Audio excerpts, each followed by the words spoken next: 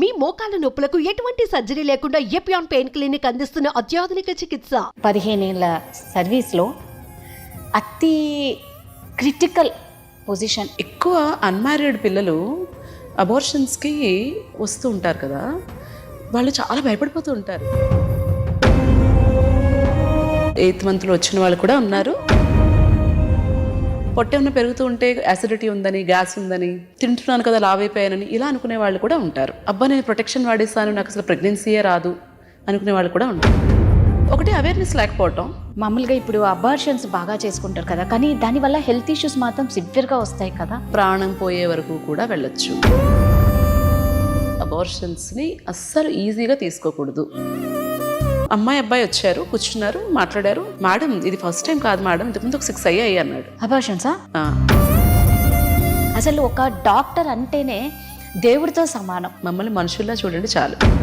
Normal delivery అయితే డబ్బులు రావు కాబట్టి గైనకాలజిస్టులు సిజేరియన్ చేసేస్తారు అనుకుంటారు. ఏంటి రీజను, ఎందుకు చేశారు, కారణం ఉండే చేసుంటారు కదా అన్న బెనిఫిట్ ఆఫ్ డౌట్ అసలు డాక్టర్కి ఇస్తున్నారు ఈ రోజుల్లో. నీ గోల్ నార్మల్ డెలివరీ అయినా బేబీ ఎలా ఉన్నా పర్వాలేదా? సో ఇక్కడ నన్ను కదా విలన్లా చూశారు. ఇలాంటి పేషెంట్స్ని ట్రీట్ చేసినప్పుడు బాధ చేస్తుంది. నమస్తే, India's largest digital media network Suman టీవీకి స్వాగతం. Welcome to Suman TV Mahalakshmi.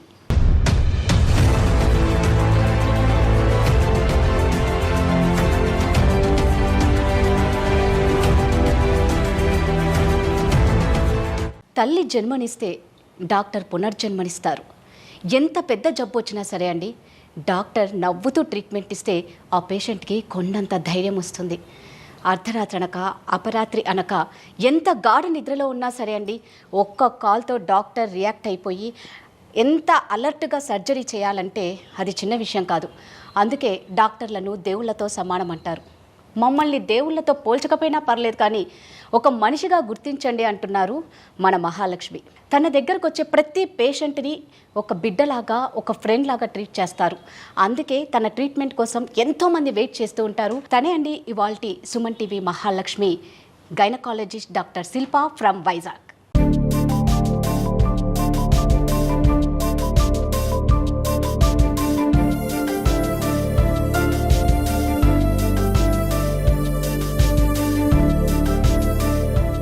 నమస్తే అండి. నమస్తే శిల్ప గారు, నేను ఆల్రెడీ ఈ మహాలక్ష్మి గురించి నేను చెప్పా. అంటే మీ లైఫ్ అంతా చాలా కూల్గా వెళ్తుంది, ఆడుతూ పాడుతూ. అంటే ఏ బాధలు వచ్చినా మీరు తట్టుకోగలుగుతారు కాబట్టి ఈరోజు ఇంత హ్యాపీగా నాకేమీ లేవు అని కూల్గా ఉండగలుగుతున్నారు. ఫస్ట్ శిల్ప గారి బాల్యం గురించి తెలుసుకోవాలనుంది. ఇంత హ్యాపీగా లైఫ్ని ఎంజాయ్ చేస్తున్నారు కాబట్టి. హ్యాపీనెస్ అన్నది ఒక మనిషి పర్స్పెక్టివ్. ఒకళ్ళు ఇంత ప్రాబ్లంకే చాలా పెద్ద ప్రాబ్లం ఉంది అనుకోవచ్చు, ఒకళ్ళు పెద్ద ప్రాబ్లంని కూడా నాకు ఏ ప్రాబ్లం లేదు అనుకోవచ్చు. సో ఎప్పుడు కూడా ఒక మనిషి 100% హ్యాపీగా ఉంటారని కాదు, ఎప్పుడు కూడా సాడ్గా ఉంటారని కాదు. మనం మన లైఫ్లో ఎదురైన సిచ్యుయేషన్స్ని ఎలా హ్యాండిల్ చేస్తాము అన్న దాని మీద డిపెండ్ అవుతుంది. మీరు చెప్పినట్టే I'm very fortunate to have a beautiful family.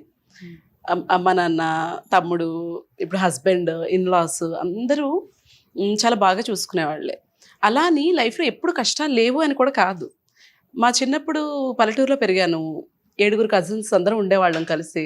Poor people అని చెప్పాం, కానీ కొంత జాగ్రత్తగా ఉండేవాళ్ళు కదా ఇదివరకు రోజుల్లో. సో అంత యాడిక్వేట్గా ఫ్రూట్స్ కానీ ఫుడ్ కానీ అంటే మరీ ఎక్కువగా అలా ఇప్పుడున్నట్లయితే ఉండేది కాదు. సో పల్లెటూరులోనే చదువుకున్నాను 6th క్లాస్ వరకు, 6th 7th క్లాస్ వరకు. తర్వాత తెలుగు మీడియంలోనే చదువుకున్నాను నేను 10th క్లాస్ వరకు. తర్వాత సడన్గా ఇంటర్మీడియట్ ఇంగ్లీష్ మీడియంలోకి షిఫ్ట్ అవటం, ఆ ట్రాన్సిషన్ కొంచెం ఇబ్బంది పడ్డాను. తర్వాత మళ్ళీ MBBS అడ్మిషన్కి, తర్వాత మళ్ళీ MBBS అంతా PG అడ్మిషన్కి. ఎవరి లైఫ్ స్మూత్గా ఉంటుందని అనను, కానీ మంచి సపోర్ట్ సిస్టమ్ ఉంటే మనకి చిన్న చిన్న కష్టాలు ఎదురైనా కూడా మనం ఓవర్కమ్ చేయగలం. ఎగ్జాక్ట్లీ. అండ్ ఇంకొకటి ఏంటంటే, ఈ కొంతమందికి ఇన్హరెంట్గా నేచర్ ఉండొచ్చు, ఏ కష్టమైనా ఫేస్ చేసే యాటిట్యూడ్ ఉండొచ్చు. అందరూ ఒకలా ఉండరు కదా. సో ఇది మనం పిల్లలకి చిన్నప్పటి నుంచి కూడా వాళ్ళకి పెంచాలి. కష్టం తెలియకుండా పెంచాను నేను అని గొప్పగా ఫీల్ అవుతారు చాలామంది. That is not right. Reality తెలియాలి. పిల్లల పెంపకం నుంచి కూడా మనం అది వాళ్ళకి అలవాటు చేయాలి. అప్పుడు రేపు పొద్దున ఒక కష్టం వచ్చినా కూడా వాళ్ళు తట్టుకుని నిలబడగలుగుతారు. సో అన్నిటికీ నిజంగా తట్టుకునేలా పేరెంట్సే పెంచాలేమో. పెంచాలి. అండ్ ఇప్పుడు ఒక యూట్యూబ్ ఛానల్ సక్సెస్ అవటము, కెరియర్ టేక్ ఆఫ్ అవటము, ఒక హాస్పిటల్ పెట్టుకోవడము, ఈ సిచ్యుయేషన్లో ఉన్నాను. బట్ ఇది ఎప్పుడూ లేదు కదా, దీనికి ముందు స్ట్రగుల్స్ కూడా ఉన్నాయి. అండ్ చాలామంది ఏమనుకుంటారంటే ఈ సోషల్ మీడియా వచ్చిన తర్వాత జరుగుతున్నవి ఇవి, కనిపించిందే నిజం అనుకుంటారు. కరెక్ట్. ఇప్పుడు మనం నవ్వుతూ ఒక పిక్చర్ పెట్టాం అనుకోండి, అబ్బా వీళ్ళ లైఫ్లో మొత్తం హ్యాపీనెస్ ఉంది అనుకుంటారు, ఏం కష్టాలే లేవనుకుంటారు. కానీ మనకు తెలియదు కదా, ఇప్పుడు మీకు నేను నవ్వుతూ కనిపిస్తున్నాను, నాకు ఎన్ని ప్రాబ్లమ్స్ ఉన్నాయి మీకు తెలియదు కదా. సో కనిపించినంత నిజం కాదు.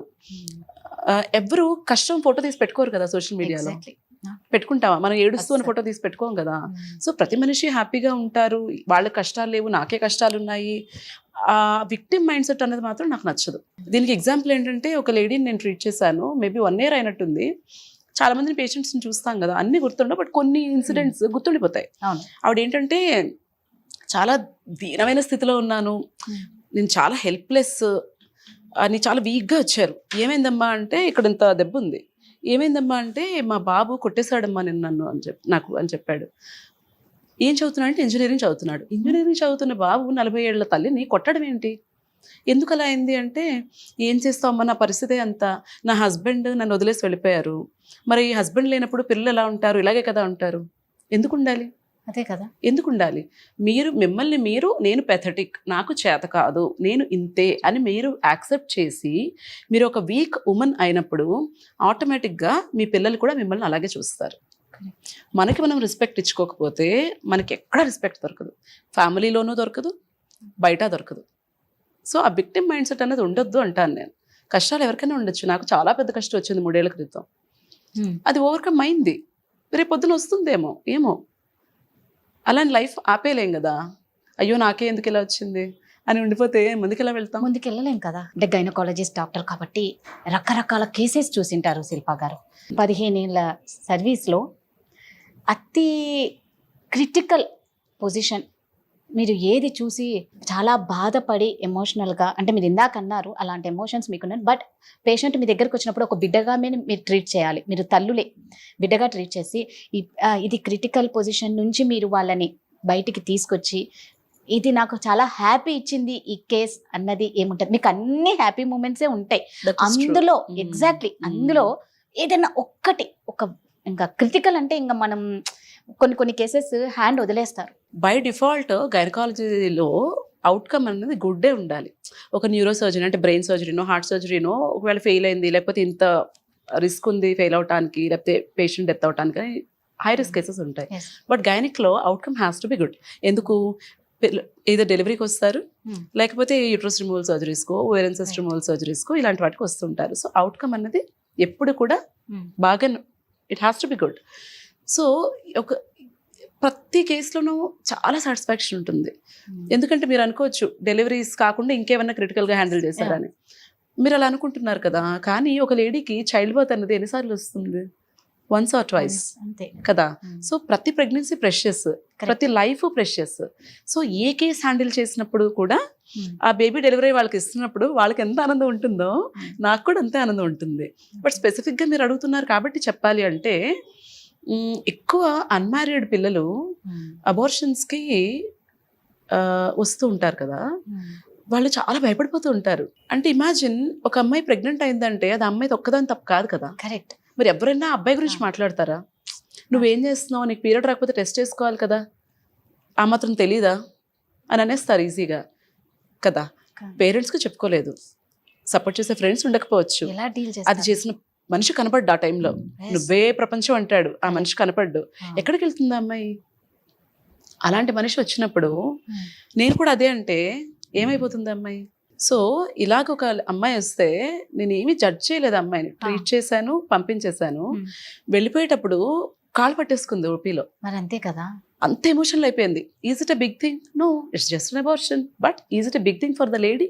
ఎస్ ఇట్ వాజ్ కదా. సో అలాంటి సిచ్యుయేషన్స్ని హ్యాండిల్ చేసినప్పుడు బాగా అనిపిస్తుంది.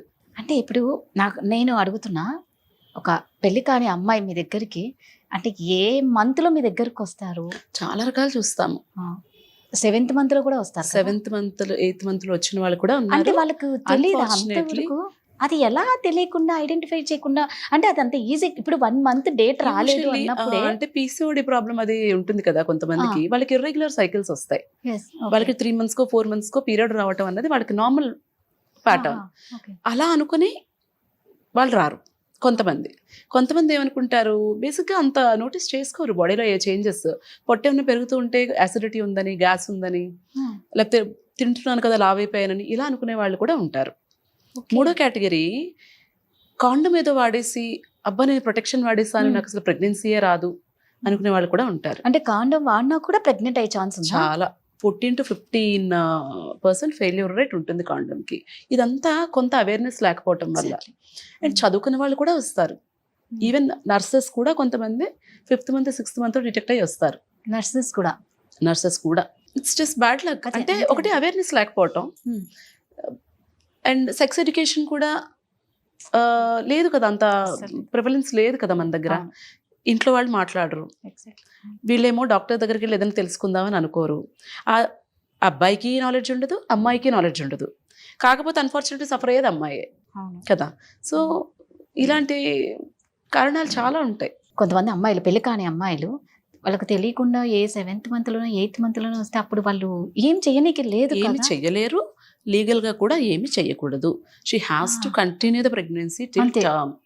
టర్మ్ వరకు కంటిన్యూ చేసి డెలివర్ చేయాలి బేబీని. అది ఎలా మరి? మీరు తల్లికి ఎలా అంటున్నారు, మరి బిడ్డకి బిడ్డ ఏం అదే తప్పు అంటున్నా. చేసింది? డెలివరీ అయిన తర్వాత No, ఏంటి no, అమ్మాయి బిడ్డ ఏం తప్పు పరిస్థితి? చేసింది? 7th Correct. month లో 8th month లో మీరు ఎలాగ టెర్మినేట్ చేసేసుకుందాం అనుకుంటారు? అప్పటి వరకు అసలు అన్వాంటెడ్ ప్రెగ్నెన్సీ రాకుండా చూసుకోవడం మీ Exactly. రెస్పాన్సిబిలిటీ. అక్కడ తప్పు చేశారు. ఎర్లీగా డిటెక్ట్ చేసుకోకపోవడం ఇంకొక తప్పు. Correct. మీరు డిటెక్ట్ చేసిన తర్వాత మీ స్వార్థం కోసం 7th month లో 8th month లో డెలివరీ చేసేసి పడేస్తాను అంటే అమ్మో, అది. That is not right. అందుకనే అంటాను అవేర్నెస్ ఉండాలి అని. నా యూట్యూబ్ ఛానల్ స్టార్ట్ చేయడం వెనక రీజన్ కూడా అదే. సో శిల్పా గారు, మామూలుగా మన ఆడవాళ్ళకి ఏంటంటే ఏదన్నా పండగ వస్తుంది, ఎక్కడికైనా ఊరికి వెళ్ళాలి, లేకపోతే మాకు తొందరగా నాకు అర్థమైపోయింది మీరు ఏమడుతున్నారు. ఆ పిల్స్ ఒకటి యూజ్ చేస్తాం. హెల్త్ వైజ్ ఎంత తొందరగా effective పీరియడ్ ఉంటుంది. వద్దు అని. వద్దు అనేసి ఆ డేట్ ని డిలే చేయాలి. మనకి ఇష్టం వచ్చినప్పుడు డేట్ రావాలి, దాని ఇష్టం వచ్చినప్పుడు మనం ఉండొద్దు. So Yeah. అలాంటప్పుడు ఎలాంటి ప్రాబ్లమ్స్ ఫేస్ చేస్తారు అమ్మాయిలు? పీరియడ్ అన్నది కూడా నార్మలే కదా. Why should you use Pills. Pills to postpone the period కదా. ఇంక గుడికి వెళ్ళకూడదు అంటారు. నాకైతే అది నమ్మకం లేదు. నేను ఈ రోజు వరకు నేను కానీ మా ఇంట్లో వాళ్ళు కానీ ఒక్క రోజు కూడా పీరియడ్ పోస్ట్పోన్మెంట్ పిల్ వేసుకోలేదు. నేను పేషెంట్స్ కూడా అదే చెప్తాను, వద్దు అని చెప్తాను. అయినా కూడా వినకుండా కొంతమంది అయితే వాళ్ళ హ్యాండ్ బ్యాగ్లో పెట్టుకొని తిరుగుతూ ఉంటారు, ఏ అవసరం వచ్చినా మింగేస్తూ ఉంటారు. ఇది యాక్చువల్లీ దీని గురించి చెప్పండి, నేను ఒక స్కూల్ హెల్త్ ప్రోగ్రామ్స్ చేస్తూ ఉంటాను. ఆ స్కూల్ హెల్త్ ప్రోగ్రామ్కి వెళ్ళినప్పుడు ఒక 8th class అమ్మాయి అడిగింది నన్ను, మేడం పీరియడ్ పోస్ట్పోన్మెంట్కి పిల్స్ వేసుకుంటారు కదా, అది వేసుకోవచ్చా అని. అసలు 8th class అమ్మాయికి అది ఎలా తెలిసిందన్నది నాకు అర్థం కాలేదు. అంటే ఇంట్లో అంత ఎక్కువగా ఇంట్లో వాళ్ళంతా దాన్ని Yes. అబ్యూస్ చేస్తున్నారు. సో ఈ పీరియడ్ పోస్ట్పోన్మెంట్ అన్న రీజన్ కోసం ఆ పిల్ని డిజైన్ చేయలేదు. We all practise evidence based medicine. అంటే ఒక టాబ్లెట్ ఇవ్వాలి అంటే అది ఎందుకు ఇవ్వాలి, Yes. దానికి ఈ కండిషన్స్కి ఈ టాబ్లెట్ ప్రిస్క్రైబ్ చేయాలని ఉంటుంది. ఎక్కడ కూడా మెడికల్ సైన్స్లో పీరియడ్ పోస్ట్పోన్ చేసుకోవడానికి ఈ టాబ్లెట్స్ వాడుకోండి అని ఉండదు. ఇండియాలో మన కల్చర్ వైజ్ కొంతమంది అడుగుతూ ఉంటారు, బట్ దీన్ని అదే పనిగా అబ్యూస్ చేయకూడదు. ఒక్కొక్కసారి ఒక లేడీని చూశాను నేను, తనకి రావడమే చాలా సివియర్ పెయిన్తో వచ్చారు. చూస్తే ఐ థింక్ ఒక 1 లీటరో 1.5 లీటర్స్ బ్లడ్ ట్యూబ్లో ప్రెగ్నెన్సీ వచ్చేసి అది పగిలిపోయి అక్యుములేట్ అయిపోయింది. Then I had to do an emergency surgery to save her. ఒక 3 ప్యాకెట్ల బ్లడ్ పెట్టాల్సి వచ్చింది. ఇదంతా ఎందుకైంది? ఇలాంటి పీరియడ్ పోస్ట్పోన్మెంట్ పిల్స్ వల్ల కూడా అందరికీ ప్రెగ్నెన్సీస్ ఫెలోపియన్ ట్యూబ్లోనే ఫామ్ అవుతాయి. ఆ ట్యూబ్ మూవ్మెంట్ ఏమైనా కొంచెం స్లో అయిపోయింది అనుకోండి, బేబీ వెళ్ళి అక్కడ అతుక్కొని ఉండిపోతుంది. ఇలాంటి పిల్స్ వల్ల అలాంటి ప్రాబ్లమ్స్ కూడా రావచ్చు. Why do you abuse it? ఇంకొక కండిషన్ చెప్తాను. ఒక అమ్మాయి పెళ్లి ముహూర్తాలు ఉన్న పిల్లలు వస్తూ ఉంటారు కదా, వాళ్ళు వచ్చినప్పుడు యూజువల్లీ ఏం చేస్తారంటే ఇంట్లో చేయాల్సినవన్నీ చేసేసి పీరియడ్ టైం కూడా దాటిపోయి లాస్ట్ మినిట్లో వస్తారు. వచ్చి పీరియడ్ పోస్ట్పోన్మెంట్ పిల్ కావాలి అంటారు. అప్పుడు నేను ఒకటే చెప్తా, ఇది పని చేయొచ్చు, పని చేయకపోవచ్చు. అలానే ఎక్కువ డోసెస్ వేసుకోవటము అది కూడా మంచిది కాదు కదా. ఒక అమ్మాయికి ఇలాగే పెళ్లి రేపు అన్నవరంలో ఉందనగా పాపం అమ్మాయికి ముందు రోజు పీరియడ్ వచ్చేసింది. నేను పిల్ పెట్టిన అమ్మాయికే. ఓకే, రావచ్చు, రాకుండా ఆపలేం కదా. If you come late are if the dose is not adequate, అది రావచ్చు. బికాస్ దట్ పిల్ is not design to do that. ఆ అమ్మాయి అయితే నాకు ఇప్పుడు చచ్చిపోవడం తప్ప ఇంకొక దారి లేదు, రేపు పొద్దుట పెళ్ళుంది, నేను ఈ విషయం ఇంట్లో చెప్తే పెళ్ళి ఆపేస్తారు. వై? ఎందుకు ఆపాలి? పీరియడ్ అనేది నార్మల్ కాదా? అంటే పెళ్లి పీటల మీద కూర్చోపెట్టారు కదా, అదే ఎందుకు పెట్టకూడదు అంటాను అదే నేను. మరి అదే మన ఎందుకు సంప్రదాయాలు పెట్టకూడదు? అలాగే ఉన్నాయి కదా. ఎందుకు పెట్టకూడదు? దానికి మరి ఆ పిల్లల్ని అంత స్ట్రెస్ లో పెట్టడం మంచిదా? అది చెప్పండి. పోయి నాకు ఆన్సర్ ఇవ్వండి. లేదు లేదు ఓకే, నేను 100% అగ్రి అవుతాను, మీకు లేదు. సెంటిమెంటల్ వాల్యూస్ ఉన్నాయి, లేదు. మీరు పీటల మీద ఆడపిల్లలు కూర్చోబెట్టకూడదు పీరియడ్ వచ్చినప్పుడు కదా. మరి ఆ అమ్మాయికి అంత మెంటల్ స్ట్రెస్, సూసైడ్ చేసుకోవాలన్నంత బాధ కలిగించడం అనేది అవసరమా? Is it fair? ఖచ్చితంగా మన సెంటిమెంట్స్ కోసం అమ్మాయిని అంత ఇబ్బంది పెట్టాలా మనం? అండ్ మీరు ఒక ముహూర్తం పెడతారు, ఆ ముహూర్తానికి అమ్మాయికి పీరియడ్ వస్తుందో లేదో తెలుస్తుందా? లేదు కదా. అంటే మామూలుగా అందుకే కదా మన ఆడవాళ్ళకి ముందు డేట్లు చూసి ముహూర్తాలు పెడతారు, కానీ ఇది న్యాచురల్ గా మన చేతిలో మీరు లేదు. స్ట్రెస్ తీసుకుంటే గనక పీరియడ్ డిలే అయిపోవచ్చు, టైంకి వచ్చేయచ్చు. అది మన చేతిలో ఎప్పుడైతే కరెక్ట్ టైంకి రావాలి అనుకుంటారో అప్పుడే రాదు. ఉంది. Right. హార్మోన్స్ అన్నవి మన బాడీ ఫంక్షన్ మీద, స్ట్రెస్ లెవెల్స్ మీద అన్నింటి మీద డిపెండ్ అవుతుంది. అంటే ఇప్పుడు నాకు ఒకటే డౌట్, మరి ఆ పిల్ల ఎందుకు చేశారు? ఆ పిల్ రీజన్స్ వేరు యూజ్ చేయడానికి. Okay. హెవీ బ్లీడింగ్ అయినప్పుడు వాడతాము, ఎండోమెట్రియం ఏమన్నా కరెక్ట్ చేయాలంటే వాడతాము. పోస్ట్పోన్మెంట్ కి ఎవరు కనిపెట్టలేదే పిల్. దాన్ని దీనిగా యూజ్ చాలా ఎక్కువ అబ్యూస్ చేస్తున్నారు, పిల్లలకు కూడా అలవాటు చేసేస్తున్నారు. పోనీ ఇంట్లో పోనీ అమ్మాయి పెళ్లి ఓకే మీరు అడిగారు, పెళ్లికి వచ్చే చుట్టాలకి వాడేస్తున్నారు, ఆ చుట్టాల పిల్లలకి వాడేస్తున్నారు. ఎందుకు? మన ఇంట్లో ఫంక్షన్ ఉందంటే మనం మెయిడ్స్ చేత ఒక వాడించేస్తున్నాం. డోలో వాడినట్టే. That is not right. You should never abuse your body. Learn to respect your body. ఆ అమ్మాయి పెళ్లి క్యాన్సిల్ అయిందా? చేసుకుంది. మామూలుగా ఇప్పుడు అబార్షన్స్ బాగా చేసుకుంటారు కదా, కానీ దానివల్ల హెల్త్ ఇష్యూస్ మాత్రం సివియర్ గా వస్తాయి కదా. ప్రాణం పోయే వరకు కూడా వెళ్ళొచ్చు. అన్వాంటెడ్ ప్రెగ్నెన్సీస్, అబార్షన్స్ ని అస్సలు ఈజీగా తీసుకోకూడదు. మీకు ఒకవేళ ప్రెగ్నెన్సీ వద్దు అనుకుంటే ప్రాపర్ బర్త్ కంట్రోల్ ఆప్షన్స్ ఏంటి అన్నది go to gynaecologist, discuss and use. మీకున్న సగం జ్ఞానంతో వాడేసి దానికి ప్రెగ్నెన్సీస్ తెచ్చుకొని ఏముందిలే అన్వాంటెడ్ ప్రెగ్నెన్సీ కదా అబార్ట్ అయిపోతుంది అని లైట్ తీసుకోకూడదు. రీసెంట్గా ఒక అమ్మాయి వచ్చింది, అబ్బాయి వచ్చారు, కూర్చున్నారు, మాట్లాడారు, చూశాను, ఓకేనా అన్వాంటెడ్ ప్రెగ్నెన్సీ అన్నారు. సరే టాబ్లెట్స్ ఇస్తాను అని చెప్పాను, ఫామ్స్ సైన్ చేసి రండి అని బయటకు పంపించాను. బయటకు వచ్చి మేడం మీకు ఒక విషయం చెప్పాలి అని మళ్ళీ వాళ్ళిద్దరు లోపలికి వచ్చారు. మేడం చాలా క్యాజువల్గా, మేడం ఇది ఫస్ట్ టైం కాదు మేడం, ఇంతకుముందు ఒక 6 అయ్యాయి అన్నాడు. అబార్షన్సా? 6 అబార్షన్స్ అయ్యాయట. నేను అన్నాను, నేను మిమ్మల్ని ట్రీట్ చెయ్యను, మీకు మీ బాడీ మీద, ఆ బేబీ మీద రెస్పెక్ట్ లేకపోవచ్చు, నాకు ఉంది, నేను ట్రీట్ చేయను, మీరు ఎక్కడికి కావాలంటే అక్కడికి వెళ్ళండి, మీరు ఎంత డబ్బులు ఇచ్చినా నేను ట్రీట్ చేయను అని చెప్పి పంపించేశాను. ఒకవైపు అన్వాంటెడ్ ప్రెగ్నెన్సీ వచ్చేస్తే ఏం చేయాలో తెలియక కుమిలిపోయి చచ్చిపోవాలా అన్న ఆలోచించే పిల్లలు ఉన్నారు ఒకవైపు. ఇంకొక వైపు ఇలాంటి వాళ్ళు కూడా ఉన్నారు. ఏమవుతుంది, డబ్బులు పడేస్తే డాక్టర్ చేసేస్తుంది. No, it doesn't happen like that. మీరు పైనుంచి దూకారు అనుకోండి, ఒకసారి దూకారు దెబ్బ తగలేదు, 2 సార్లు దూకారు దెబ్బ తగలేదు, 3వ 4వ తగులుతుంది కదా. ఖచ్చితంగా. Similar case I've seen. Abortion కోసం వచ్చినప్పుడు ప్రెగ్నెన్సీ లొకేట్ చేసుకుంటాం, యూట్రస్లోనే ఉందా అని కన్ఫర్మ్ చేసుకొని పిల్లిస్తాం. ఒక లేడీ ఇలాగే వచ్చారు, హస్బెండ్ ఎక్కడో వేరే దగ్గర ఉంటారు, చాలా ఒబీస్ లేడీ అండ్ ఆల్. తనకి ఆ రోజు శాక్ కనపడలేదు. నాకు ప్రెగ్నెన్సీ విజువలైజ్ అవ్వట్లేదమ్మా, ఒక వారం తర్వాత చూస్తాను అని చెప్పాను. ఆవిడ ఏం చేశారు, అంతకుముందు 7 సార్లు అబార్షన్ పిల్లు వేసుకుందిట. అబ్బా, 8వ సారి నా దగ్గరకు వచ్చింది. నేను అన్నాను, నాకు కనిపించట్లేదమ్మా, ఇప్పుడు నేను ఇవ్వకూడదు, కొంచెం వెయిట్ చేసి రండి, బ్లడ్ టెస్ట్ చేసుకుని రండి అని చెప్తే బయటకు వెళ్ళి ఎవరి దగ్గర తీసుకుని వేసేసుకుంది. సో నాకు ఒక 4 రోజుల తర్వాత కాల్ వచ్చింది ఒక హాస్పిటల్ నుంచి, మేడం మీరు ఒక పేషెంట్ చూశారు 4 days ago, మీరు మళ్ళీ రమ్మన్నారు, కానీ తను ఎక్కడో తీసుకుని పిల్లు వేసేసుకుంది, చావు బ్రతుకుల స్టేజ్లో వెళ్ళింది ఆ హాస్పిటల్కి. ఆ అమ్మాయికి ఏమైంది, ట్యూబ్లో ప్రెగ్నెన్సీ వచ్చింది, గర్భసంచిలో కాకుండా. పిల్లు వేసుకుంది, అది రప్చర్ అయిపోయింది, హెవీ బ్లీడింగ్ అయిపోయి బ్రతుకుతుందా లేదా అన్న సిచ్యుయేషన్లో ఆపరేషన్ చేశారు. Why do you do that is my question.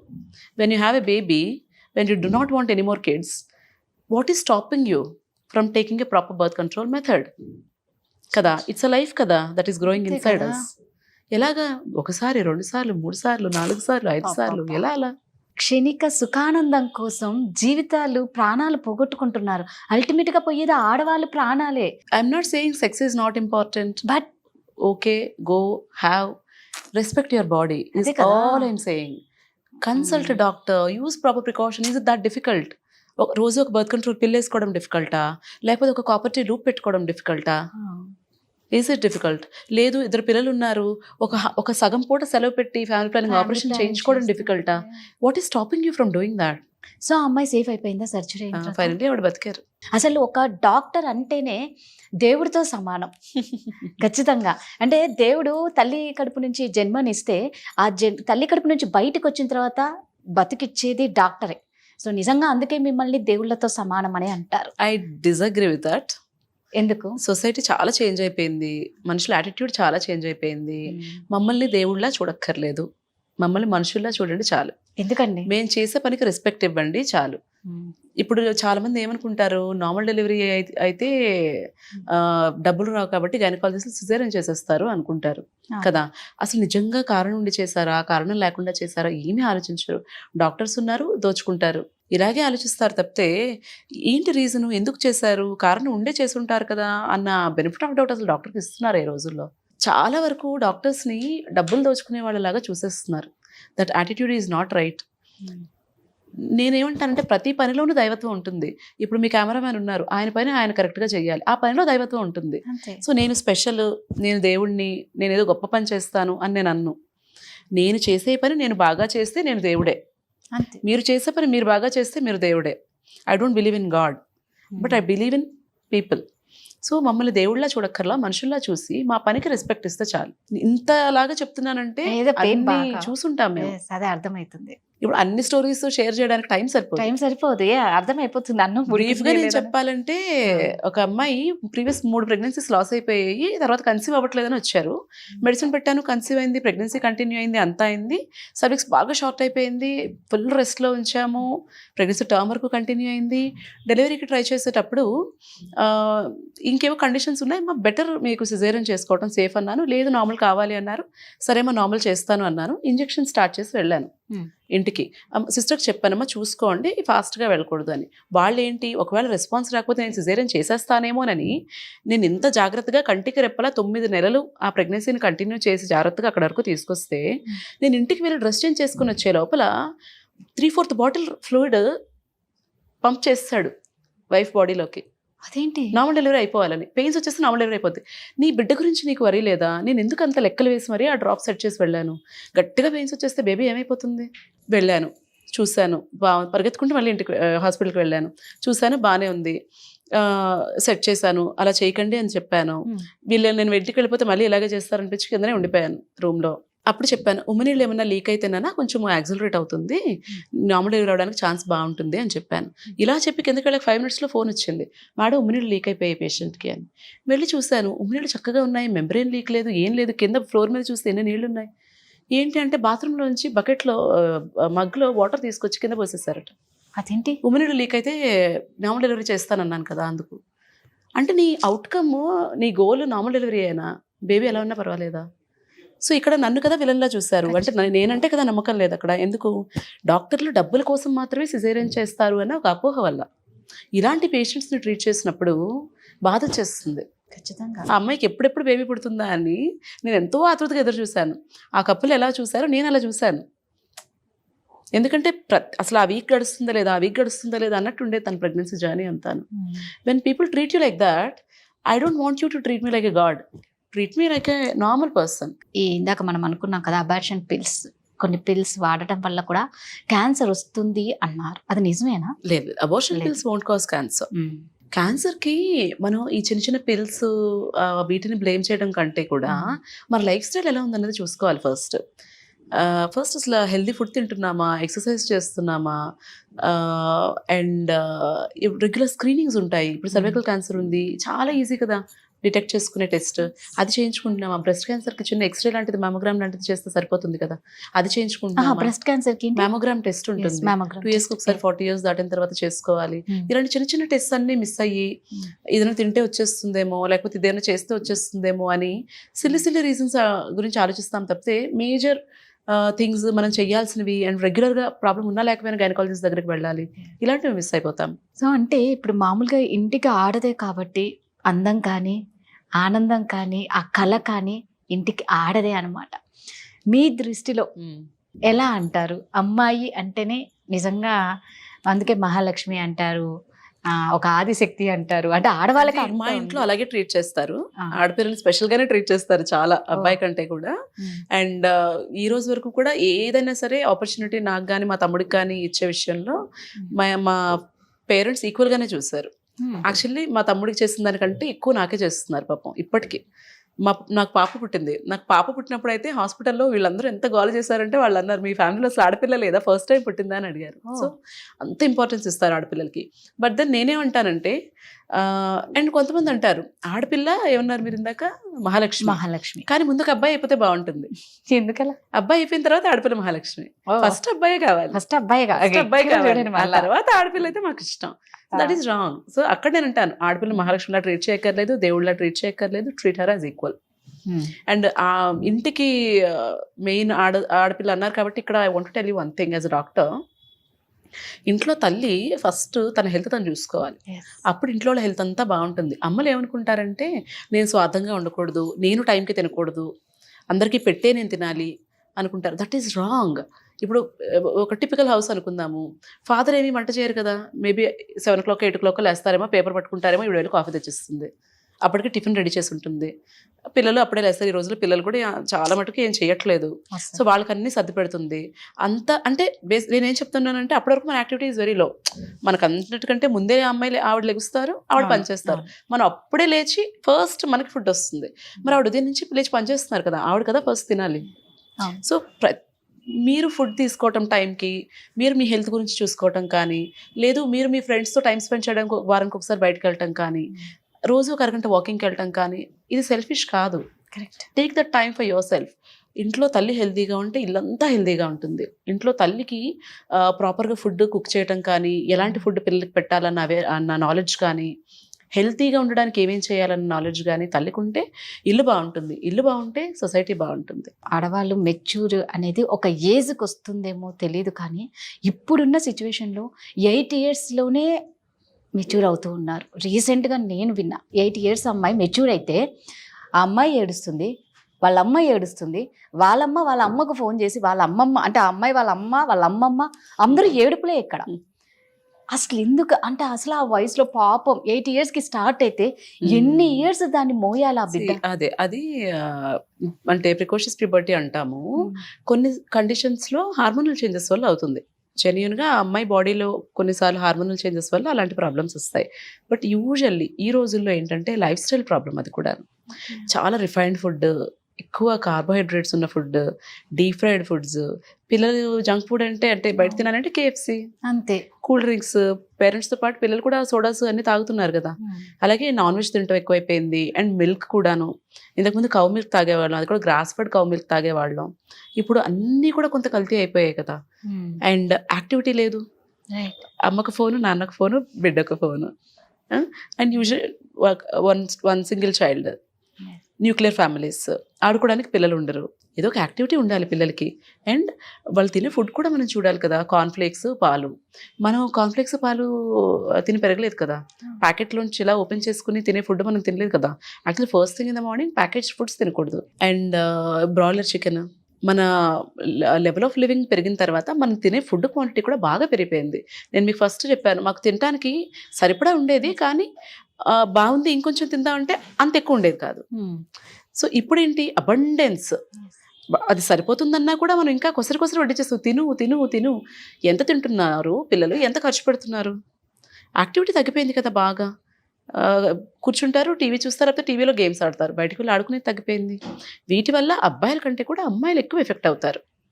అమ్మాయిలు హార్మోనల్ చేంజెస్ వచ్చేస్తాయి. దానివల్ల PCOD అని, ఇన్ఫర్టిలిటీ అని, వీటన్నింటితో సఫర్ అవుతారు.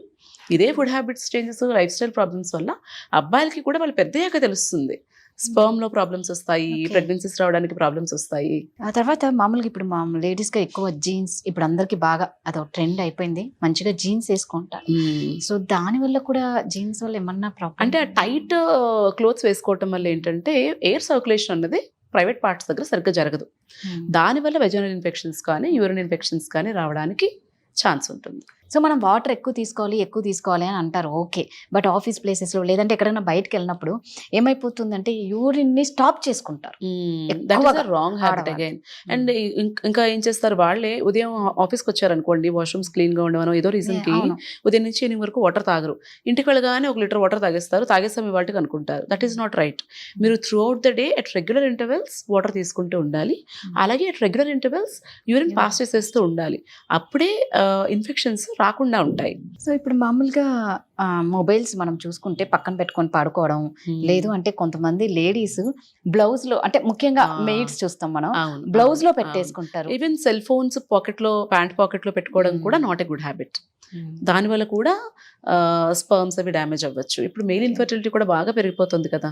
ఒకటి స్మోకింగ్, ఆల్కహాల్, ఈ రేడియేషన్ ఎక్స్పోజర్, పొల్యూటెడ్ ఎన్వైరన్మెంట్. మనం చేయగలిగినవన్నా మనం చేయాలి కదా. ఎయిర్ పొల్యూషన్ అయినా కరెక్ట్ చేసేయగలమా? చేయలేం కదా. చిన్న చిన్న చేంజెస్ మనం చేసుకోగలిగేవి మనం చేయాలి. పడుకునేటప్పుడు ఫోన్ కొంచెం దూరంగా పెట్టుకోవటము, అవసరం లేకపోతే ఇంట్లో రౌటర్స్ అవి ఆఫ్ చేసుకోవటము, అన్నెసరీ వైఫై అవసరం లేనప్పుడు ఆఫ్ చేసుకోవటము, ఇలాంటి చిన్న చిన్న చేంజెస్ చేసుకుంటే మంచిది. సో ఇప్పుడు మామూలుగా ఇప్పుడు ప్యాడ్స్ పెట్టుకోవడం వల్ల కొన్ని డిసీజ్ వస్తాయి అని అంటారు. ఇప్పుడు కప్స్ కూడా వస్తున్నాయి కదా. అంటే ప్యాడ్ పెట్టుకోవడం వల్ల డిసీజ్ వస్తుంది, కప్ పెట్టుకోవడం వల్ల డిసీజ్ ఉండదు అని కాదు. ప్యాడ్స్ కూడా యూస్ చేసుకోవచ్చు. రెగ్యులర్గా 4 to 6 hours ప్యాడ్ని ప్రాపర్గా డిస్పోజ్ చేసేయాలి. ప్రైవేట్ పార్ట్స్ అనేది క్లీన్గా ఉంచుకోవాలి. చక్కగా పీరియడ్ టైంలో కూడా వాటర్ తీసుకోవాలి, హెల్దీ ఫుడ్ తీసుకోవాలి, ఇవన్నీ పాటించాలి. Menstrual cup is a very good alternative. మనం భూమి మీదకి వచ్చినప్పుడు మన భూమి ఎలా ఉందో దానికంటే బెటర్గా తయారు చేసి మనం ఇవ్వలేము మన పిల్లలకి కానీ మన తర్వాత జనరేషన్స్కి కానీ. అట్లీస్ట్ దాన్ని పాడు చేయకుండా ఇస్తే చాలు. అలాంటివి చెయ్యాలంటే చిన్న చిన్న చేంజెస్. ప్లాస్టిక్ వాటర్ బాటిల్స్లో తాగకపోవడం, ఎక్కడికైనా బయటకు వెళ్ళామంటే ఒక స్టీల్ వాటర్ బాటిల్ క్యారీ చేయండి. పిల్లలకి డైపర్స్ అవసరం ఉన్నా లేకపోయినా వేయకండి.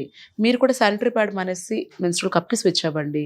మన హెల్త్కి బాగుంటుంది, ఎన్వైరన్మెంట్కి కూడా మంచిది. ఎనీహౌ మీ వాల్యుబుల్ టైం మాకు ఇచ్చినందుకు, వైజాగ్ నుంచి వచ్చారండి, నిజంగా మీకు చాలా చాలా చాలా thank you for inviting me. Much అండి. చూసారు కదండి, ఇవాళ మహాలక్ష్మితో బోల్డ్ అన్ని ముచ్చట్లు, బోల్డ్ అంత నాలెడ్జ్ పెంచుకున్నాం. సో మరో వారం మరో మహాలక్ష్మితో కలుద్దాం. అంతవరకు సెలవు, నమస్కారం. సుమన్ టీవీలో మీ పర్సనల్ అండ్ బిజినెస్ ప్రమోషన్స్ కోసం కింది నెంబర్కి కాంటాక్ట్ చేయండి.